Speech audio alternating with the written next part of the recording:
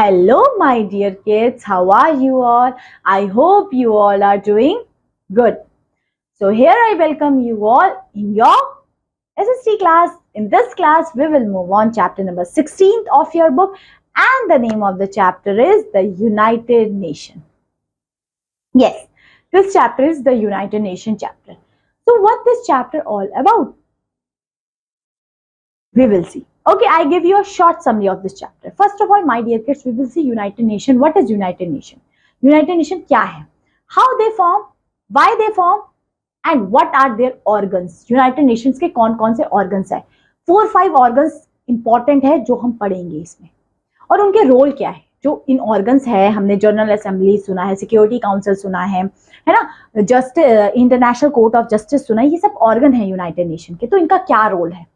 और उसके बाद लास्ट में हम देखेंगे कुछ और ऑर्गेनाइजेशन है जैसे यूनिसेफ, यूनेस्को, WHO, इनके क्या रोल्स है, ये भी यूनाइटेड नेशंस के अंडर ही आते हैं.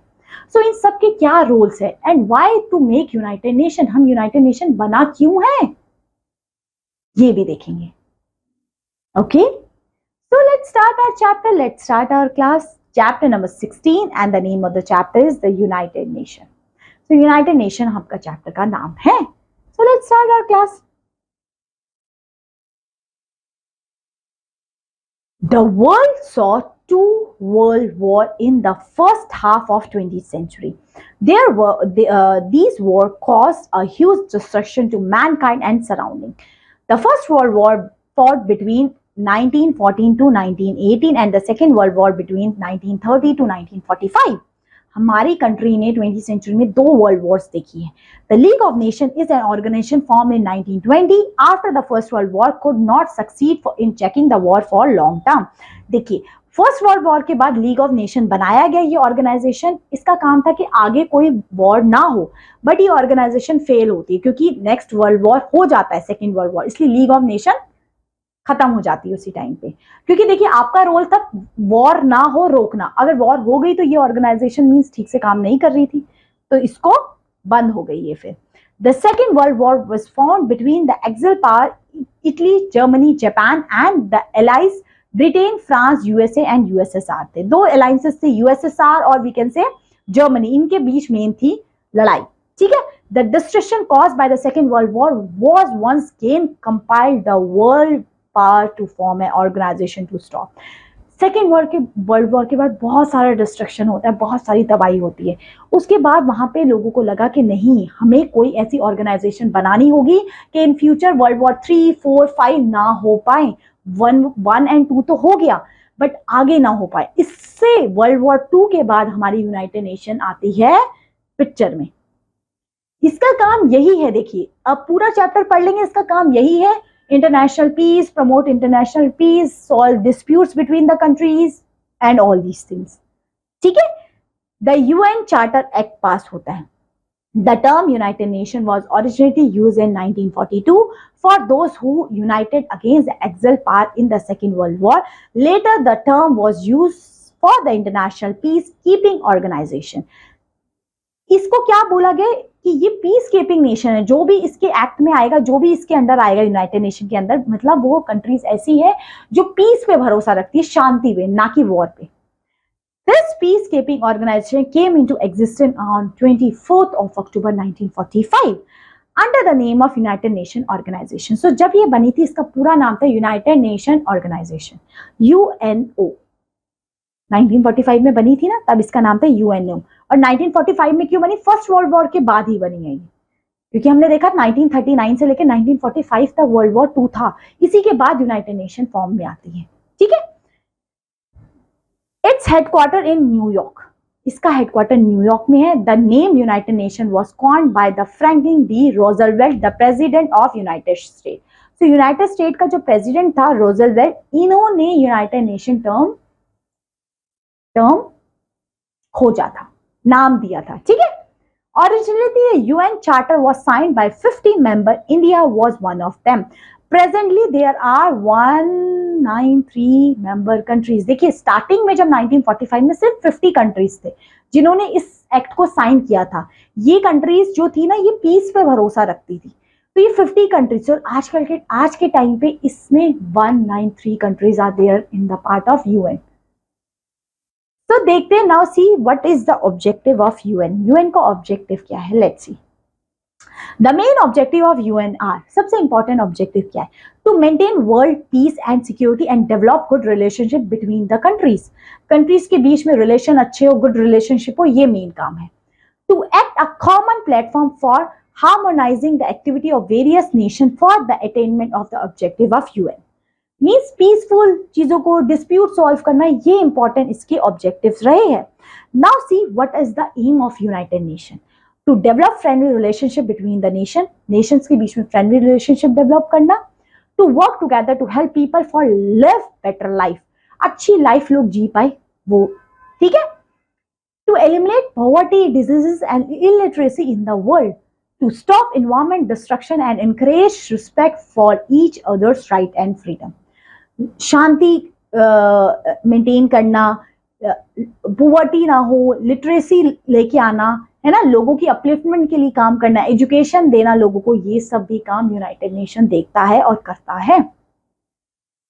The charter of UN has set up 6 main special administrative bodies that work together to fulfill the aim of United Nations. United Nation के 6 ऑर्गन्स हैं जो यूनाइटेड नेशन को हेल्प करते हैं उनकी काम करने में। These bodies are called organ of UN. इन्हीं बॉडीज को बेटा हम कहते हैं ऑर्गन ऑफ यूएन। 6 जो बॉडीज है यूएन की, each organ has its own function, her organ के अपने अपने फंक्शन है। These organ obey the principle for United Nations. ये यूनाइटेड नेशन के प्रिंसिपल्स पे काम करते हैं। मीन्स इनका मेन पर्पस यही है कि डेवलपमेंट करना, है ना, पीस स्टैब्लिश करना, डिस्प्यूट्स को सॉल्व करना, ये सब। तो चलिए देखते हैं कौन कौन से ऑर्गन है यूनाइटेड नेशन के। So these are the 6 organs. First is all, सबसे पहले हम देखेंगे, अभी देखेंगे कौन कौन से ऑर्गन्स है, उससे पहले हम देख लेते हैं the principle of United nation. United nation किस प्रिंसिपल पे बेस है, let's C. All member states have sovereignty equality. All member states must obey the charter. Countries must try to settle their differences by peaceful manners. Countries must avoid using force or threatening to use force. The UN may not interfere in the domestic affair of any country. Countries should try to assist the United Nations. So ये कुछ principles है हमारे UN follow करती है। Getting my point? So now we will see organs of United Nation. अब United Nation के organs कौन कौन से थे। अभी तक हमने देख लिया कि यूनाइटेड नेशन क्या है, यूनाइटेड नेशन के प्रिंसिपल्स क्या है, यूनाइटेड नेशन की एम क्या है। अब देखते हैं इनके ऑर्गन्स कौन कौन से होते हैं। So the work of United nation is carried out by 6 main organs. इसके 6 मेन ऑर्गन्स है बेटा, वो कौन कौन से, लेट्स सी। सबसे पहले है बेटा आपका क्या, जनरल असेंबली। सो जनरल असेंबली का क्या काम है, The United Nations General Assembly is like a world parliament. ये क्या है, एक वर्ल्ड पार्लियामेंट की तरह है। So each member country has 1 vote. यहाँ पे जनरल असेंबली में हर मेंबर का एक एक वोट होता है। The General Assembly meets once in a year November and its headquarter is United New York. इसका हेडक्वार्टर का है यूनाइटेड नेशन का, और we can say General Assembly का ऑफ कोर्स न्यूयॉर्क में ही होगा, है ना।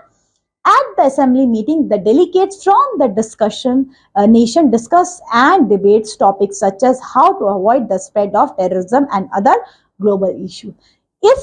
इसमें हम क्या देखेंगे, सबसे पहले क्या, किस तरीके से हम टेररिज्म एंड बाकी सब चीजों का मीन्स डिस्कशन होता है। ये जनरल असेंबली का मतलब है कि यहाँ पे कंट्रीज आती है, मिलती है एंड डिस्कशन होता है, ठीक है। चलिए फिर देखते हैं सिक्योरिटी काउंसिल का क्या रोल है। इंटरनेशनल पीस एंड सिक्योरिटी, ये सिक्योरिटी काउंसिल मीन्स यहाँ पे इंटरनेशनल पीस और सिक्योरिटी के लिए काम करेगी। Okay, it has 15 members. Out of 15 members 5 are permanent members. They are known as China, Russia, France, United Kingdom and USA, and they are permanent members. 5 यहाँ पे permanent members हैं and 10 आपके non permanent member है जो हर 2 साल के लिए elect होते हैं। The rest of the members are non-permanent members. They are elected for the period of 2 years. अब इसका मेन फंक्शन क्या है, let's see. The main function of United Council is to maintain peace in the world and to see that there is no war. Peace को maintain करके रखना ताकि कोई war ना हो सके in future. The UN does not have its own military force, इसकी कोई मिलिट्री फोर्स भी नहीं है, किसकी, यूएन की।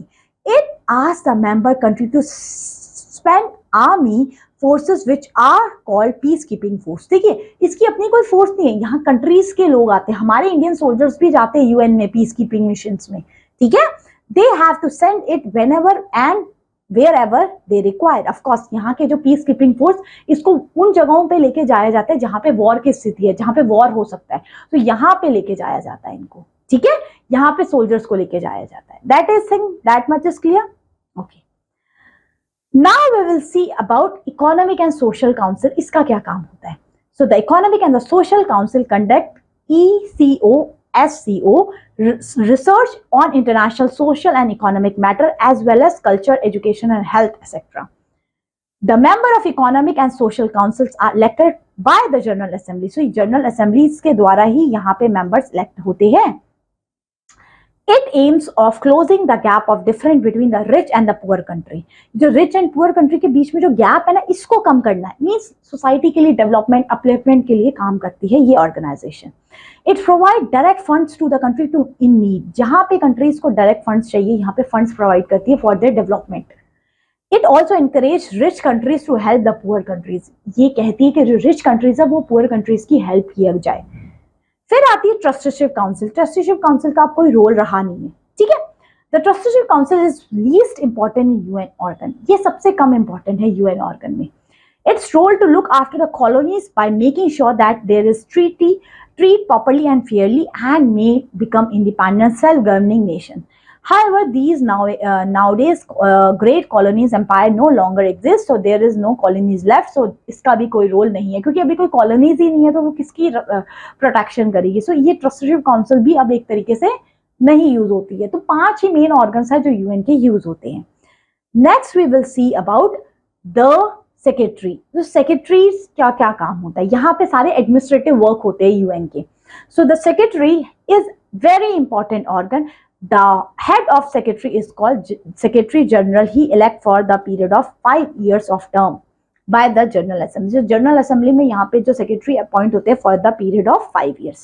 The secretaries take care of the day-to-day working of the UN and also look after the programs and policies of UN bodies. UN की programs and policies है, इसको भी lead ये करता है। Its duty include peacekeeping operations, mediating in international disputes, organizing conferences, look after many world problems, interpreting speeches and translating documents into UN official language। जो भी administrative work होता है ना यहाँ होता है, और इनके हेड 5 साल के लिए इलेक्ट किए जाते हैं। अब आता है अगला organ, international Court of justice. आपको कोर्ट ऑफ जस्टिस मींस यहाँ पे सुनवाई होती है, यहाँ जस्टिस मिलता है, ठीक है। The International Court of Justice is also known as World Court. It is located at the Hague in Netherland. The International Court of Justice has 15 जजेस। यहाँ पे कितने जजेस होते हैं बेटा, 15। These judges are from any member country. This court settles legal disputes between the nations. So nations के बीच में legal disputes होते हैं ना, इसको solve करते हैं कौन, international Court of justice. Okay, this thing is clear, okay. ये हमारे 6 ऑर्गन्स थे। अब देखते हैं बेटा एजेंसीज ऑफ यूएन की। यूएन की कौन कौन सी एजेंसीज है, let's C. The Secretary General is the principal administrative office of UN, and UN has a special agency which deal with the matter related to the food, aid, agriculture, health, education and many more. बहुत सारी UN की agencies है जो हम यहाँ देखेंगे। देख पा रहे हो आप कौन कौन सी है? सबसे पहले यूनिसेफ देखते हैं, ये किसके लिए काम करती है बेटा, चिल्ड्रंस के लिए। So the United Nation childrens funds work for the welfare of the childrens all over the world. Next UNESCO. UNESCO is United nation education scientific and culture organization and encourages nations to work together in the area of education, science and culture. So science, culture and education के field में improve करने के लिए आपकी UNESCO आ जाती है। उसके बाद WHO वर्ल्ड हेल्थ ऑर्गेनाइजेशन, ये क्या काम करती है, to promote researches in health and medicine, to provide information about the outbreak of epidemics such as bird flu, trains and help workers to fight against diseases. Health को लेके काम करने का काम है WHO का। नेक्स्ट है FAO food and agriculture organisation. So ये क्या है, फूड से रिलेटेड काम करेगी। So it warn the countries about the shortage of the food and also help in reaching food during the times of war, natural disaster और natural calamities like flood and famine. जब कोई natural disaster आ जाता है तब भी ये help करती है लोगों की, और लोगों को जब कोई शॉर्टेज ऑफ फूड हो जाती है तब भी हेल्प करती है FAO। दूसरा काम है help poor nation increase their food production by educating them the method to improve agriculture and also provide them the seed fertilizer and equipments. Agriculture को बूस्ट अप करने के लिए भी पुअर कंट्रीज की हेल्प करती है FAO, food agriculture organization. Next ILO, international labour organization है ये, इसका फुल फॉर्म है इंटरनेशनल लेबर ऑर्गेनाइजेशन।